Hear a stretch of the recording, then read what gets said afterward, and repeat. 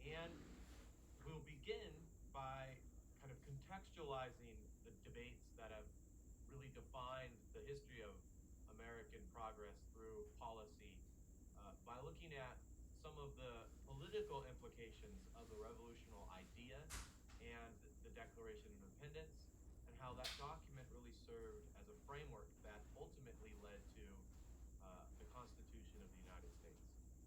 Federalism and the Constitution, Part 1, Distribution of Power in American Politics. The American Revolution is something that, of course, is studied in history courses and global awareness courses that focus on a variety of different aspects of why the American Revolution is significant.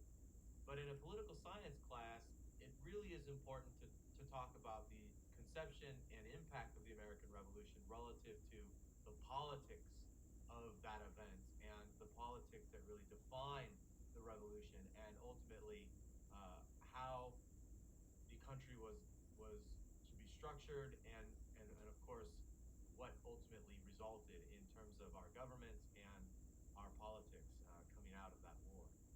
The early part of the US Revolution was not to declare independence and establish a new nation. It was rather to participate more fully within the British parliamentary system of government.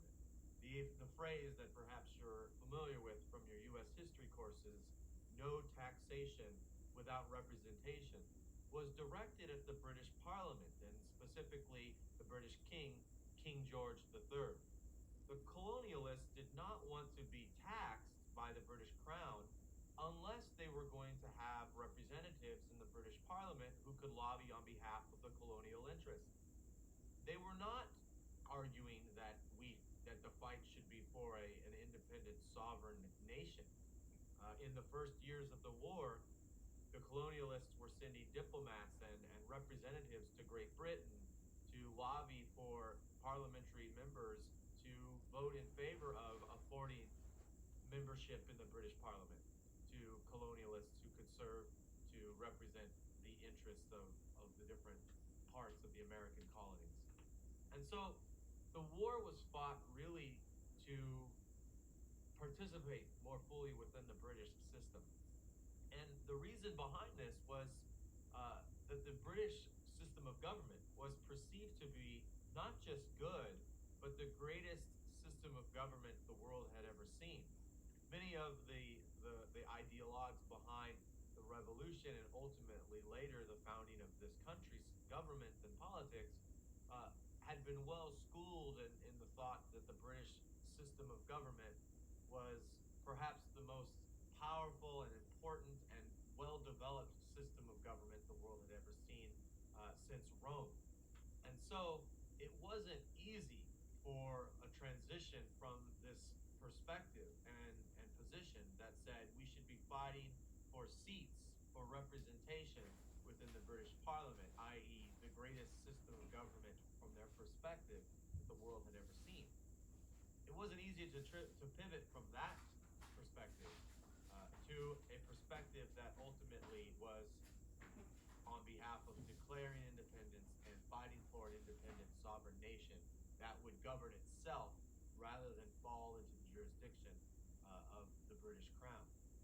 So when we think about the politics of that incident and that pivot away from fighting for seats at the British table to fighting for our own table, so to speak, where we would govern ourselves, there are two very important features and things that really contributed to that transition. One is the social contract theory, and of course Thomas Paine's radical proposal in a work that was published anonymously in the winters of 1775 and January of 1776, months before the Declaration of Independence was even written and ultimately adopted. So I wanted to talk a little bit about the framework that really defines social contract theory, which came 100 or even in some cases 200 years before the Declaration of Independence. We're talking the 15th and 16th century, and even into the 17th century, we see social contract theory being further developed. because the theory of social contract really lays the foundation for a indirect or representative republican system of government. And Thomas Paine, in his work Common Sense, a work that you're reading in this class, really utilizes the theory itself to justify advocating on behalf of declaring independence and establishing a new system of government.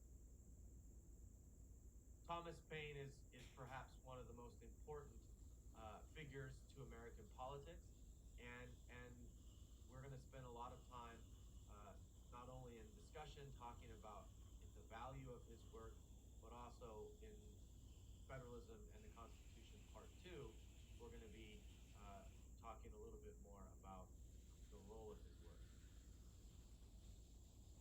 Social contract theory is really grounded in three significant theorist works.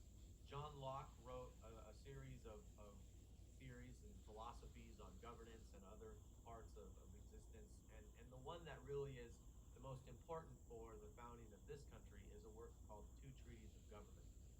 This work really is pivotal. It was published in the late 17th century, and he, being a Briton, had obviously a lot of influence on the British schools of thought relative to the role and participation of people in politics. Jean-Jacques Rousseau was a competing theorist from continental Europe who published two works, one, The Origins of Inequality, and then the second, The Social Compact.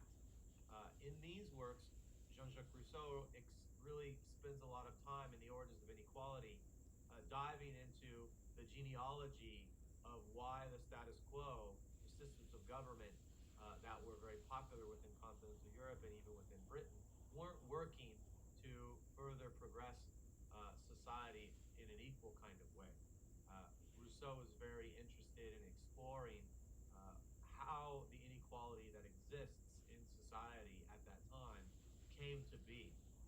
And once he really isolates some very important pieces to the origins of inequality, in his second work, The Social Compact, he proposes a solvency for how to really overcome the inequality that has existed for so long in European politics.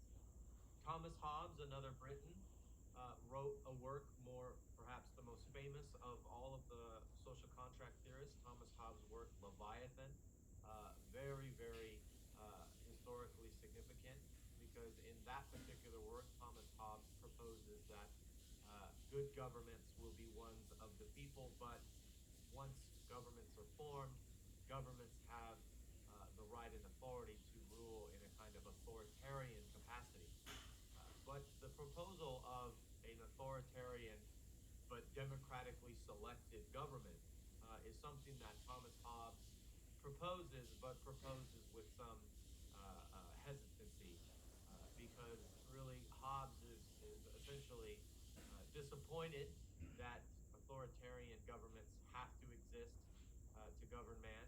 In large part, Hobbes really explores why it is that we need government and strong governments. And he explores the essence of the human condition as being something, as man being a being that is essentially self-interested.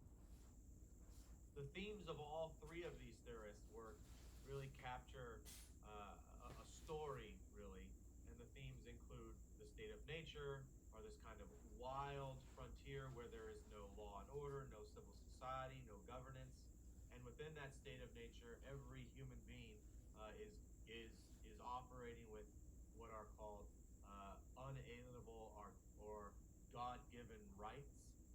The theorists are writing in a very contentious time relative to the Catholic Church and the Protestant movement really kind of getting a lot of energy and power and support behind it. So all three of these theorists, Locke, Rousseau, and Hobbes, are grounding their works and their theory in very Judeo-Christian principles of creation and values of life and other things that really define, and the existence of God that really define Protestant and Catholic Judeo-Christian philosophies and views on existence. So the natural rights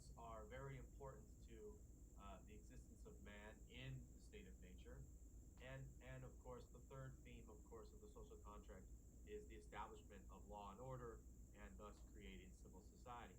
So I wanted to share with you the story of the social contract that is theorized within all three of these theorists' works.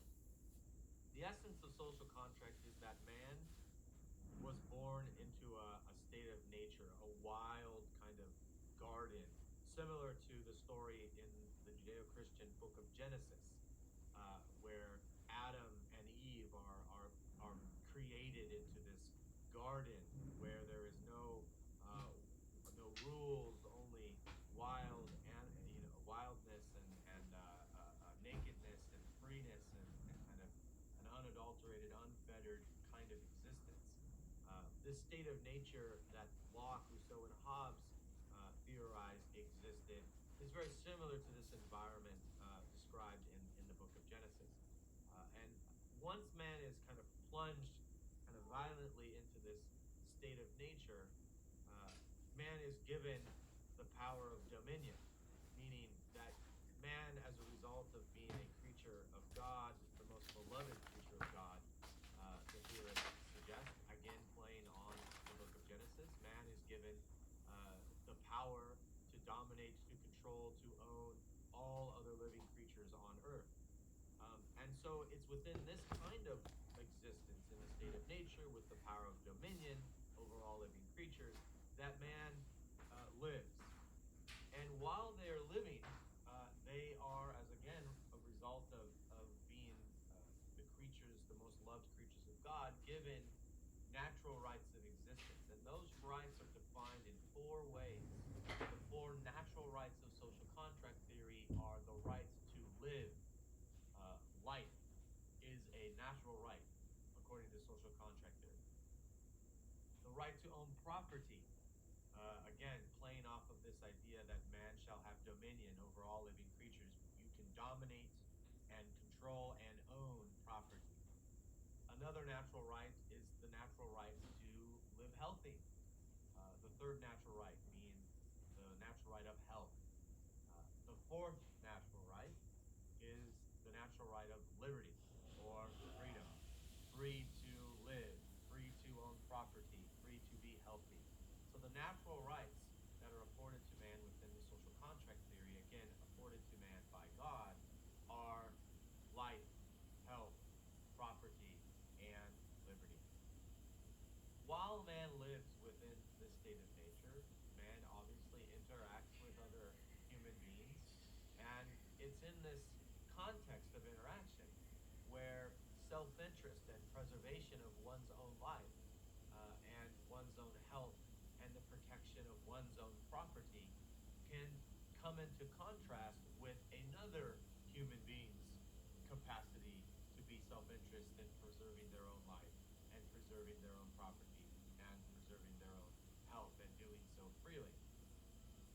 If there is one watering hole in this wilderness and one human calls that their property, the life of another human being, a natural right to live of the human being who doesn't have the watering hole, is now threatened by the other human's natural rights to own and claim property. And so this kind of existence creates problems within the state of nature. Ultimately, the theory suggests that man becomes fearful that other people will come and take their property and abuse their size and strength and intelligence. In an effort to preserve their own life, they will take your property. And so man withdraws, the theory suggests, into their cave, to their isolated states of existence, away from each other. But in their isolation, man realizes that, again, you can't live in isolation away from the watering hole or away from substance that will provide food and nourishment. You have to go outside of your cave to find water. You have to go outside of your isolation to find food and other substances to feed yourself. And so man again goes out of the cave, and as man leaves his cave and other man leaves his cave, they interact again and they begin to establish a common language. language becomes first defined through utterances that signify certain things as the thing itself. For example, the utterance is the sound cut, the sound cut, and the signified object is what you would envision or see when someone says cup. This signifier to signified relationship is something that establishes common language and ultimately begins to be the discourse of interaction between man. Once language is established, we can then use that common language to make agreements, to make arrangements, to make promises that I won't take your water if you don't take my food, right? The ability to articulate those agreements, those promises, is of course connected to an understanding of common language. And so language becomes the first necessary tool for contracts to be established. And so the context of the social contract theory is that once language is established, man can make agreements with other human beings. And those linguistically agreed upon agreements are social contracts. Okay? Once human A makes a promise to human B, and human B makes a promise to human A, the context of that promise, that linguistically binding contract, is the social contract. But again, because there is an inherent self-interest to mankind's human nature within the social contract theory, those social contracts are not binding because they are A to B or B to A. And there is no third party to enforce the binding elements of that social contract. And so to force a more deliberate binding and enforcement to the social contract, man agrees to write down that social contract, thus creating a codified, written down framework that moves beyond social contract and now becomes law. And that written down, codified agreement, law, which prescribes what one person can and can't do and what another person can and can't do, is given to a member of their own community to hold in check and to use to monitor the folks who have gone into that agreement and made the arrangements that are within that agreement. And if one breaches that now law, the third party who was selected by the two, A and B, who went into that contract together, will ultimately enforce that contract and possibly remove either the party A or party B, whichever breached the contract, from the now established civil society. The third person that is given the law and the power to enforce it is the establishment of government. So in the state of nature, man exists wild to preserve their own self-interest and natural rights to life, liberty, health, and property. Man agrees to establish common language and agreements and use that agreement to create promises, arrangements that certain things will not be done. And then that gets written down, creating law. And then finally, that law is given to a third member of our same community to enforce, and that creates government. So the social contract theory is just that, a theory. And it is, like all theorists and all philosophers, the theorists, Rousseau, Locke, and Hobbes, don't have to concern themselves with the practical application of this theory. But what happens to the social contract theory is it's read and discussed for over 100 or 200 years, depending upon which theorist you're reading, and ultimately the testing of beginning to put together civil society in this way, where people agree to consent to a member from their own community to govern them, becomes the foundation, the theoretical or philosophical foundation for the establishment of government in the United States.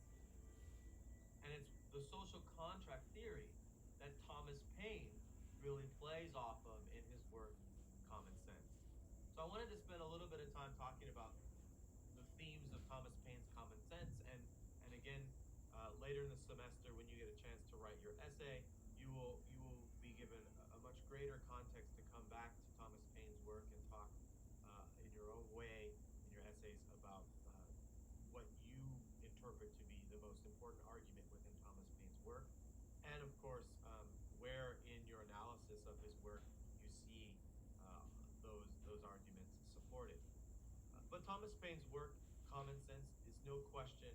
It's absolutely undebated that the work is a pivotal document. It really, and I use the word pivotal on purpose here, it is the reason why the revolution pivoted away from fighting for seats at the British parliamentary table to fighting to establish our own government. A complete shift of 180 degrees to a new theme, a new reason for fighting in the war.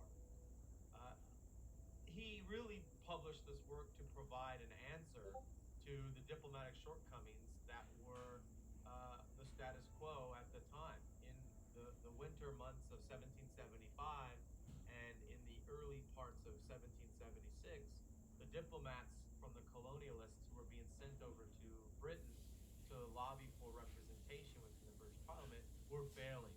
Time and time again, they were failing to lobby successfully for the British Parliament to vote in favor of allowing the colonialists to have representatives in the British Parliament.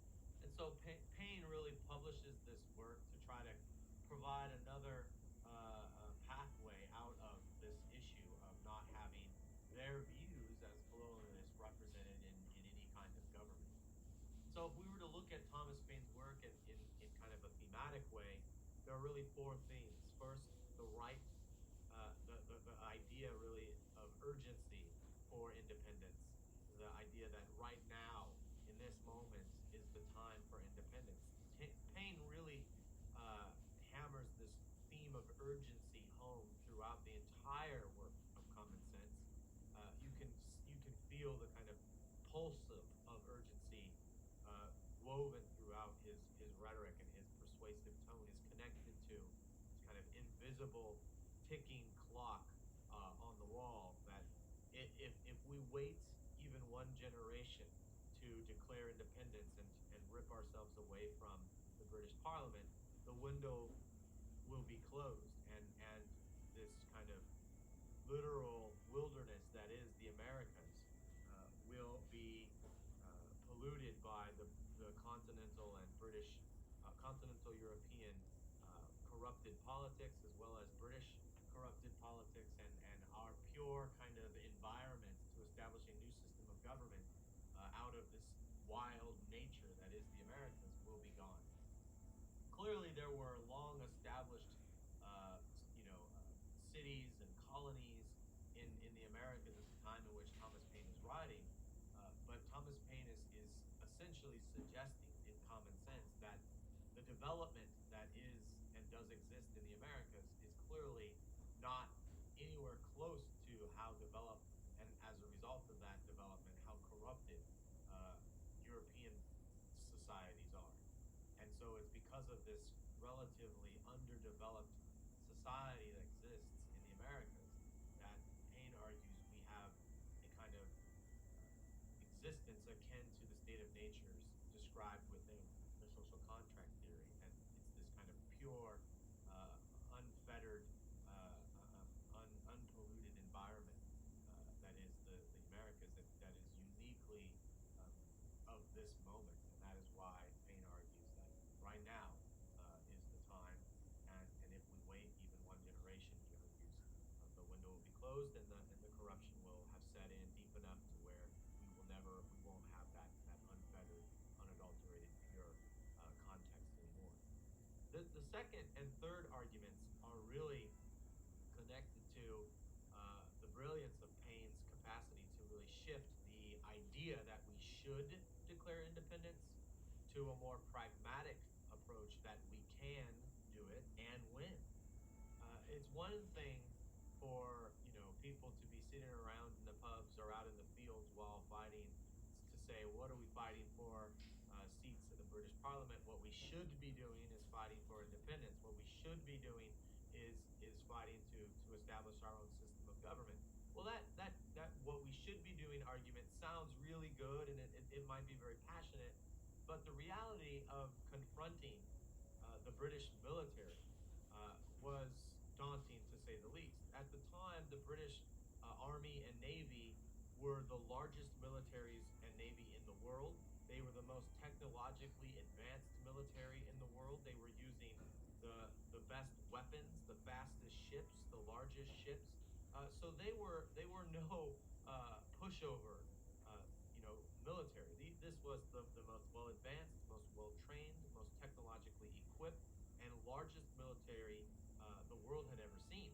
And so to defeat them and to actually declare independence and establish our own system of government was thought to be, impractical and not possible, but it sounded great and it might have been, interesting to talk about in the pubs or around, the campfire. But what Thomas Paine really did is he showed that not only should we do this, but if we actually did the math and looked at how much it would cost us to actually get enough rifles together and enough ships there where we could go muzzle to muzzle or ship to ship, toe to toe with the British military, if we actually sat down and applied more scientific and mathematical methods to studying what it would take to go at this and win, what Paine shows is that it's not only possible for us to win, but highly probable. And so his work is credited with shifting the ideology to a more pragmatic, reasoned, or logic-based approach as to how we're going to actually move forward to do this. In the third chapter or section of Thomas Paine's Common Sense, he has kind of what looks like an equivalent to a Microsoft Excel spreadsheet that really works out the numbers behind the rhetorical argument, how much it's going to cost for ammunition, how much it's going to cost for gunpowder, for ships, for guns and weapons, etc., and really begins to add kind of a logic and reason-based approach to this very passionate, very pathos-driven argument that we should do this.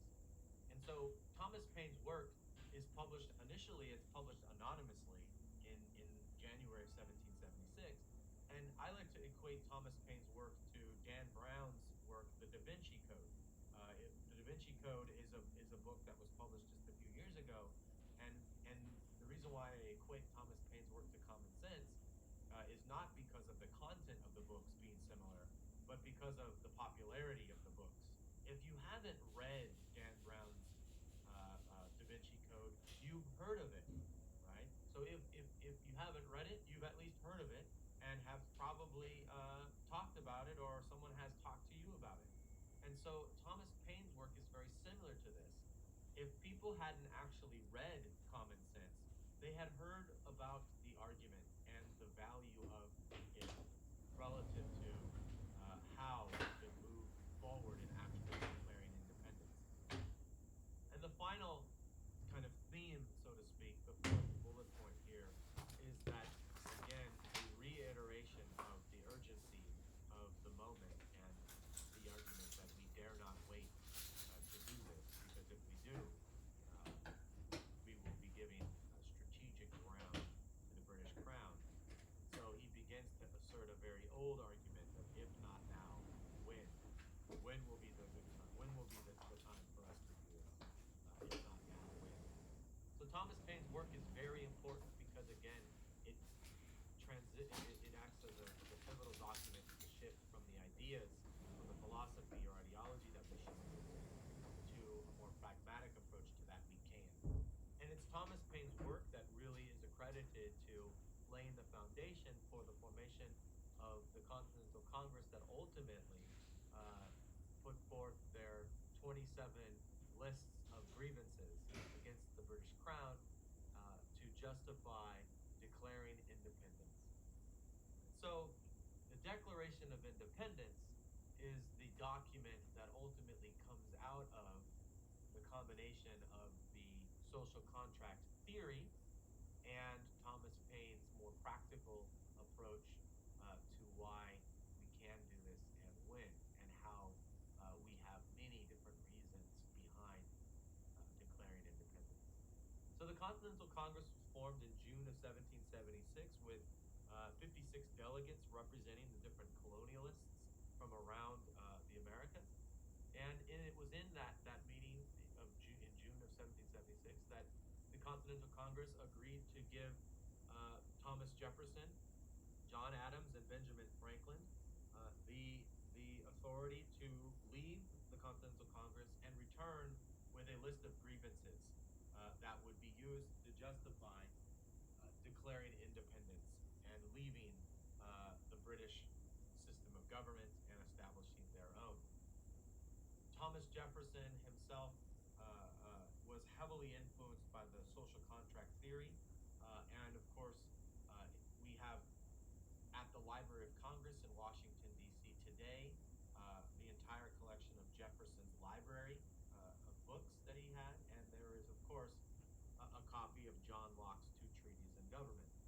And we know that John Locke's work, Two Treatises of Government, were heavily influential in the development of Jefferson's contribution to the Declaration of Independence, based primarily on the syntax or the word choice within the Declaration of Independence.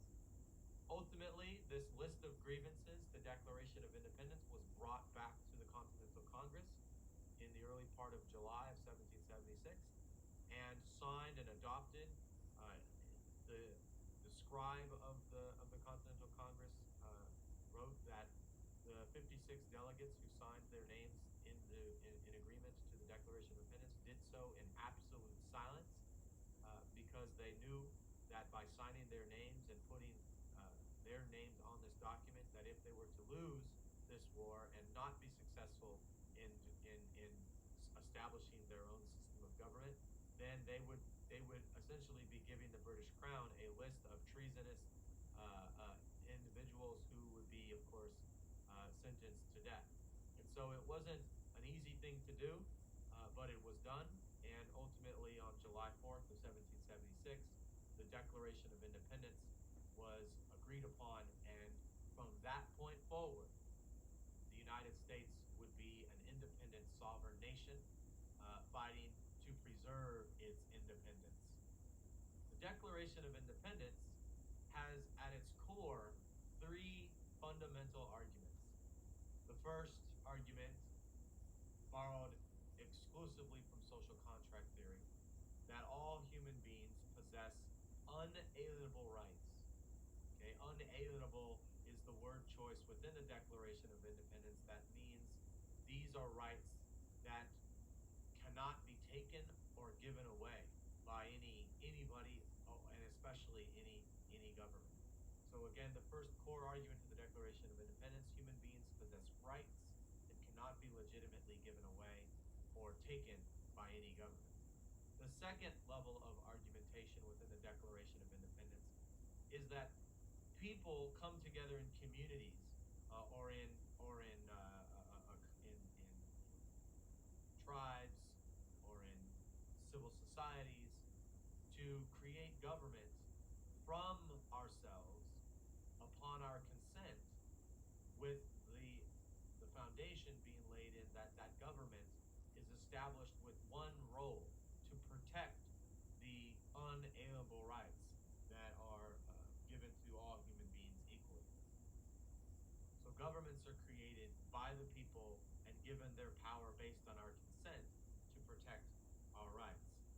The third argument is, if government fails in its capacity to protect the rights of the human beings within that civil society, the people have the right to alter their consent of that government, meaning they can work to fix it, they can change it by having new people represent them in that government, and if that kind of efforts to work at fixing it or altering it doesn't work, the third argument of the Declaration of Independence takes a step farther and says people have a right to abolish their consent of that government or withdraw their consent of that government and create a new one on the principles of the first two arguments, that again all human beings are created equal and that governments are there to protect those rights.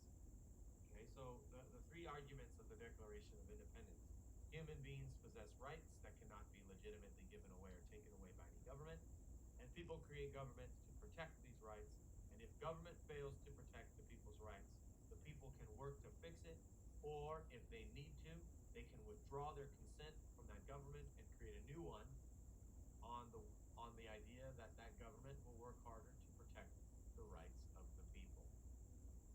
The Declaration of Independence is a very important document that really lays the foundation for the establishment of the constitutions that ultimately codify this value framework that exists within the Declaration of Independence. The Declaration of Independence is not law. So you do not have a legal right to life, liberty, and the pursuit of happiness, as the Declaration of Independence lays out those three as being your unalienable rights. The Declaration of Independence is a framework of values. The constitutions that have been in place, first the Articles of Confederation, which was the constitutional law for the first decade of our country's existence, and the federal constitution, which has been and still remains our constitution since 1788 to the present, have been established as the codified frameworks of law that prescribe what government can and cannot do. Okay, so the Articles of Confederation was the first attempt to really do this, to codify the framework of law, but it wasn't very good at it. And in Federalism and the Constitution Lecture Series Part 2, we will spend some time talking about how, in fact, the Articles of Confederation failed to fulfill the most basic criteria of what a constitution is, and how the failures of the Articles of Confederation really segued and resulted in the formation of what is today our federal constitution. So we'll look into the failures of the Articles of Confederation and the efforts to solve for those failures by the establishing of the federal constitution in the next lecture series on Federalism and the Constitution.